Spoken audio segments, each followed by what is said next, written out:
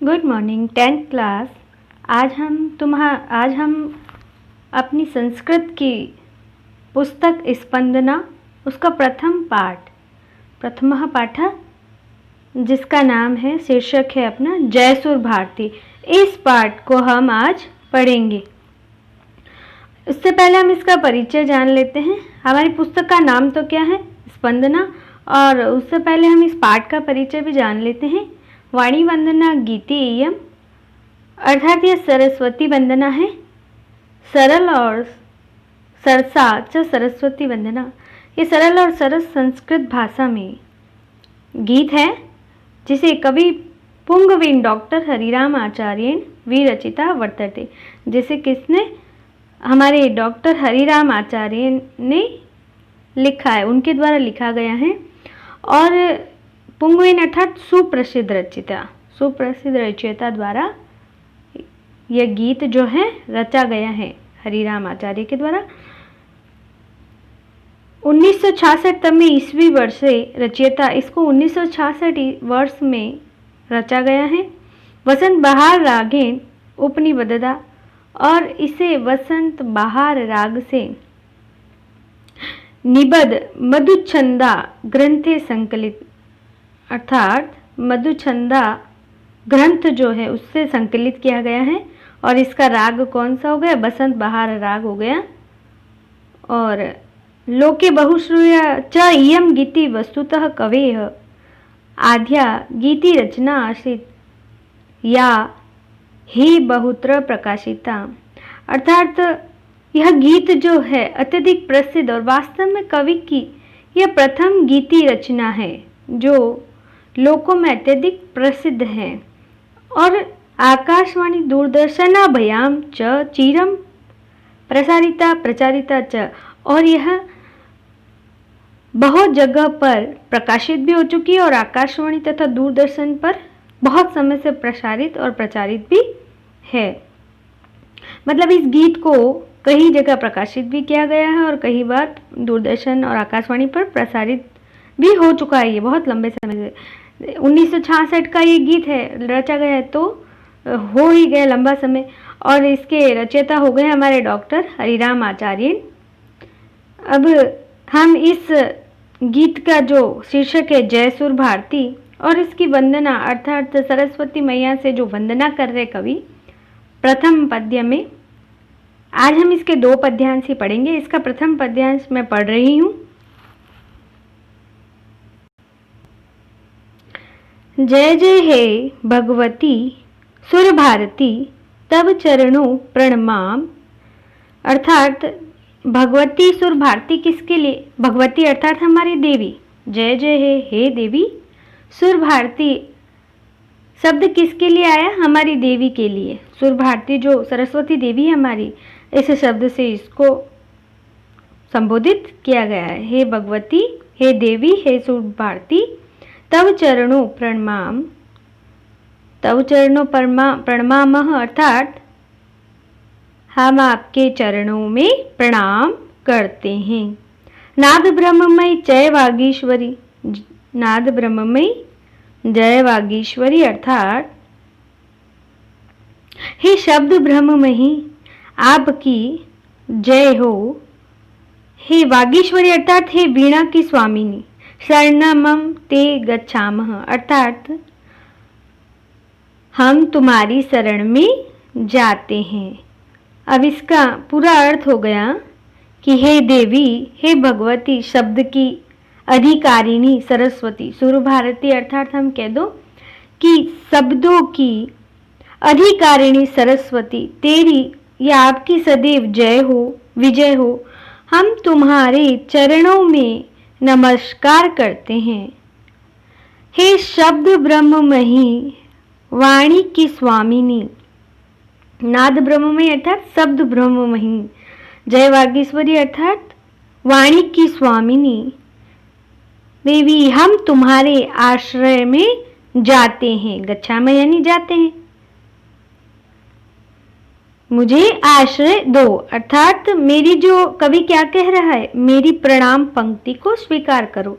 कवि जो है आचार्य हमारे हरिराम आचार्य जी, उन्होंने सरस्वती मैया से वंदना करते हुए कहा है, हे शब्दों की अधिकारिणी देवी भगवती, हम आपके चरणों को प्रणाम करते हैं, और हे वाणी की स्वामिनी, हम आपकी शरण में जाते हैं, तो हमारी ये जो प्रणाम पंक्तियां हैं इसे स्वीकार करो। अब इसका अर्थ तो ये हो गया। अब इस अर्थ को लिखने से पहले सबसे पहले हमें प्रसंग भी लिखना होता है, जो कि हमने पाठ परिचय में देखा है, वही हमारा प्रसंग बनता है। इसका प्रसंग वही जो पाठ का नाम है हमारा प्रस्तुत पद्यांश है। हमारी पाठ्य पुस्तक स्पंदना हो गई। स्पंदना से जयसुर भारती शीर्षक से संकलित है और इसके रचयिता डॉक्टर हरिराम आचार्य हैं, और उसमें कवि जो है वंदना कर रहे हैं किससे? सरस्वती देवी से वंदना करते हुए कहते हैं। इस प्रकार का आप प्रसंग बनाते हैं और प्रसंग के बाद हमें यह अर्थ लिखना होता है। तो आपको इस पहले पद्यांश की वंदना का अर्थ समझ में आया होगा। दूसरे पद्यांश की तरफ बढ़ते हैं। त्वमवासी शरणया त्रिभुवन धन्या सुरमुनि वंदित चरणा नवरस मधुरा कविता मुखरा स्मित रुचिराभरणा। स्मित रुचिराभरणा अर्थात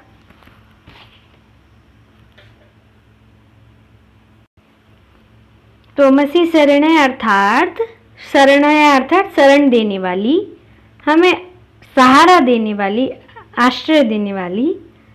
त्रिभुवन धन्या अर्थात तीनों लोकों में श्रेष्ठ, तीनों लोकों में धन्य श्रेष्ठ। तो हे सरस्वती देवी, तुम सभी को शरण देने वाली हो और तीनों लोकों में श्रेष्ठ हो। सूर मुनि वंदित चरणा अर्थात सूर मुनि वंदित, सूर यानी देव हमारे और मुनि हमारे वही मुनि, देवों और मुनियों के द्वारा पूजित चरणों वाली, यानी उनके द्वारा भी आपके चरण जो है पूजनीय है। तो देवों और मुनियों द्वारा पूजित चरणों वाली नवरस मधुरा कविता मुखरा, नव रसों से माधुर्य को देने वाली और कविता द्वारा मुखरित अर्थात कविता के द्वारा अभिव्यक्त होती हो, तथा स्मित रुचिराभरणा अर्थात मंद हंसी युक्त छवि रूपी आभूषण वाली हो। अब यहाँ पर मंद हंसी युक्त छवि रूपी आभूषण वाली अर्थात मुस्काने वाली। ये हमेशा सरस्वती मैया की हमने छवि कैसी देखी? हमेशा मुस्काने वाली। तो मंद हंसी युक्त अर्थात मुस्काने वाली छवि रूपी आभूषण वाली हो। यहाँ पर स्मित रुचिराभरणा का अर्थ यही है, इस मंद हंसी युक्त छवि रूपी आभूषण वाली हो। रुचिराभरणा अर्थात हमारे सुंदर सुंदर आभूषण वाली हो। और हे, इस प्रकार कवि जो है अत्यंत गुणों का इसका बखान कर रहा है सरस्वती मैया का, अर्थात अत्यंत गुणों से हमें आकर्षित करने वाली हो। कवि इसमें किसका बखान कर रहा है? सरस्वती मैया के गुणों का। तो आपको यही प्रसंग में यह लाइन लिखनी है, वही पहले जो कि क्या पाठ का नाम है, हमारी पुस्तक का नाम है, और कवि क्या कह रहा है इसमें सरस्वती मैया के गुणों का बखान करते हुए कहते हैं, क्या कहते हैं कि हे सरस्वती देवी, तुम सभी को शरण देने वाली हो, तीनों लोकों में श्रेष्ठ हो, देवों और मुनियों के द्वारा पूजनीय चरणों वाली हो, और नव रसों से माधुर्य को देने वाली। 9 रस का यहाँ बखान किया गया। 9 रस जो बताए गए वही हमारे शांत, धैर्य, वीर रस, ये सभी 9 रस होते हैं इस प्रकार के।